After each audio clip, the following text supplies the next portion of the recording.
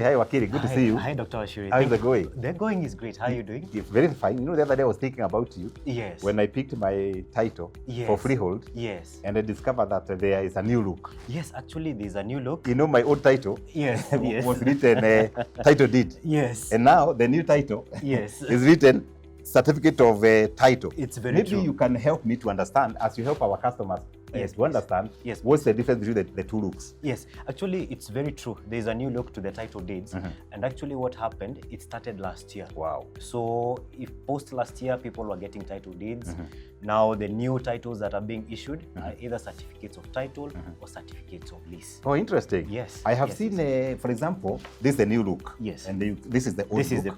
And maybe for our customers, they can have a look. The new look is written certificate of title. Yes. This is a freehold now. This is a freehold. Yes. This one is a title deed. And it's still freehold. Why the different looks? Before I even explain that to you, I want it to be very clear. These two titles are still very valid. Oh, they are valid. Whether it's a title deed or a certificate of title, they're both valid titles. Okay. Now, what is happening?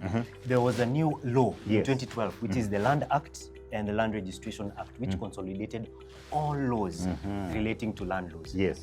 There were laws such as the Land Registration Act, we had the Government's Land Act, we had the Indian Title Act. They were all repealed to consolidate into one. Now, under the Land Act and the Land Registration Act, we have only two types of title, which is the certificate of lease and the certificate of title. Now, when the government started initiating or implementing the act, it started now with the titles. Now, that's when this was given birth to. Is the certificate of title to replace a title deed. But the characteristics remain the same. So Wakili, let's check at page 1. Yes. Of course, I have seen the difference is the name. Yes, they're very different. The outlook is the certificate of lease, but it's still a freehold title. Yes. What's the other difference do you spot? Okay, apart from the naming of the deed itself, we have the constitutive law, which is very primary. Now, this new or the changed title is the Land Registration Act together with the Land Registration General Regulations, which are created pursuant to this act. In the old title, which is still very valid, we have the Land Registration Act, which is current, but we also have the Land Registered Act, which has already been repealed. So, when we look at other features, we're also looking at the serial number. Oh, I can see. Oh, it's a serial number right here. Yes. Are they the same serial number, or every title deed have got different serial number? They're very distinct, different from each other. Serial number. So number 1, the name. The name. The old was title deed. The current is certificate of title. Then there's a serial number. Serial number. The old one has no serial number. What are the differences? Can we see? Then, of course, we also look at the watermark.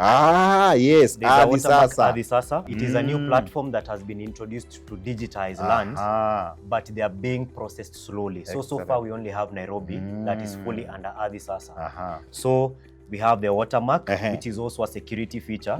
Then also, just like in bank notes, you can see there are very funny patterns on the document, on the title itself. Oh, yes. So these are also security features that were not present in the title.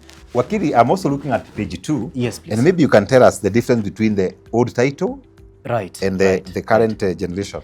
Perfect. Before I even go to the differences, the security features still appear there. So we still have those funny designs together with the watermark.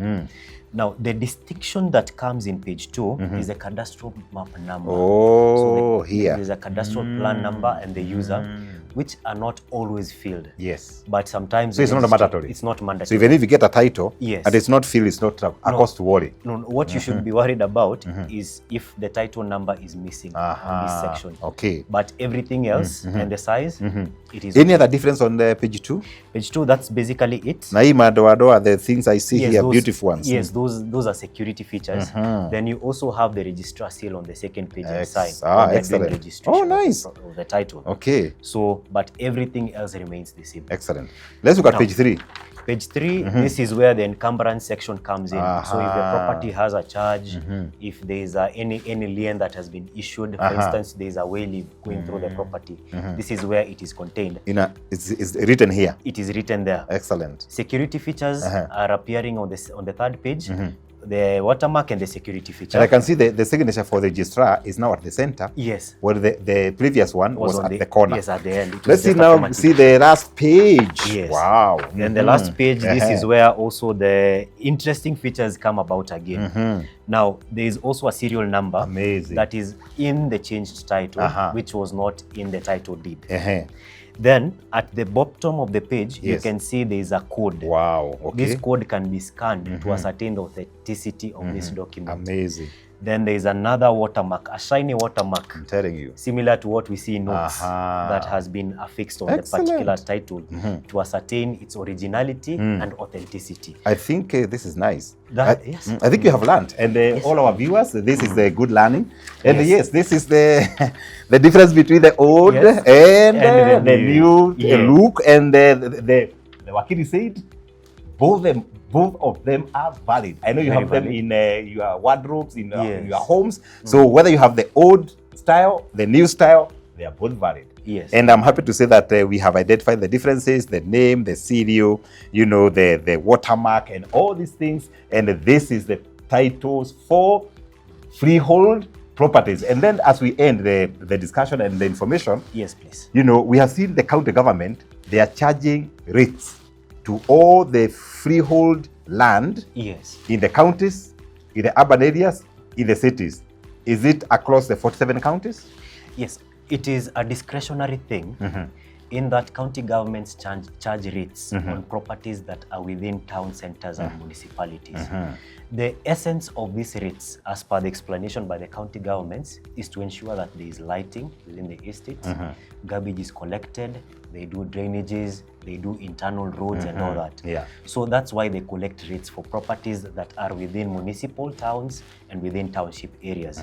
So it is a discretionary thing. You'll find an area that is not being charged rates, even if it's in a municipal town in one county, but it applies different in a different county. Because I know that, for example, our properties in Nakuru, our properties in Machakos, in Kajiado, Kitengela, they are charging these rates. So if you're there, and you bought a property maybe some times back, it's very important that you can check whether the rates are up to date. And for us at Optiven, we are actually paying rates up to date. And then once we give you a title, we give you plus the account for the rates, so that in the future, you are safe. Perfect. That is very good. And to ensure that you're up to date, you can go check with the county governments to ensure that there are no pending arrears. And of course, the penalties are not accruing on your rates account. Fantastic. For more information, you can call Optiven 0790 300 300. This is Wakili's desk. We are here to inform you, to give you information, and any question, we are here to answer any question on real estate. We care about you. Optiven, inspiring possibilities. Thank you so much. Thank you so much. I appreciate you. Thank you so much, sir.